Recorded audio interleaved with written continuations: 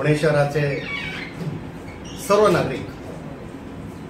रस्त्यावरती जे झालेले खड्डे आहेत त्या खड्ड्यांना ग्रस्त होऊन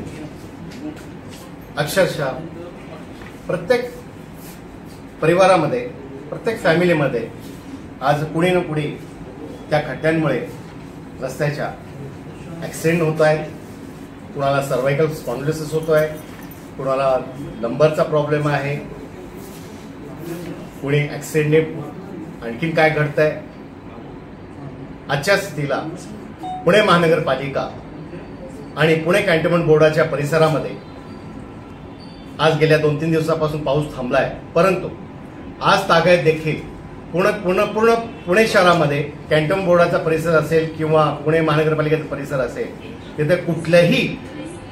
पुणे महानगरपालिकेच्या माध्यमातून किंवा कॅन्टोन्मेंट बोर्डाच्या माध्यमातून कुठलेही खड्डे बुजवण्याची कामं झालेली नाहीयेत आणि आज या खड्ड्यांमुळे सर्व नागरिक ग्रस्त आहेत, त्रस्त आहेत। मित्रांनो, आजच्या स्थितीला हे जी वस्तुस्थिती पाहता कमीत कमी आज रस्त्यांवरती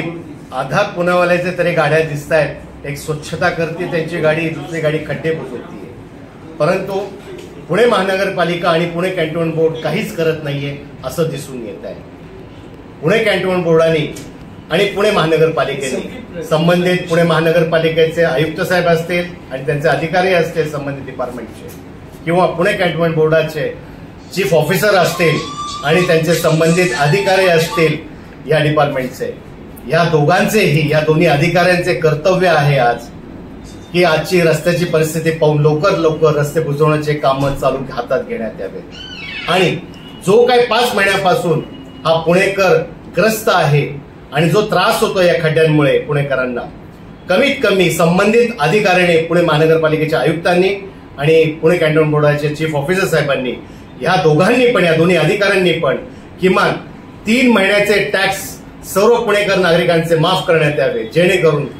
आम्हाला दिलासा मिळेल, नागरिकांना दिलासा मिळेल। मग तो रोड टॅक्स असेल, कर टॅक्स असेल, फ्लॅटचा टॅक्स असेल, बंगलो टॅक्स असेल, जो टॅक्स असेल, कुठल्याही तरी टॅक्समध्ये एक 3 महिन्यांची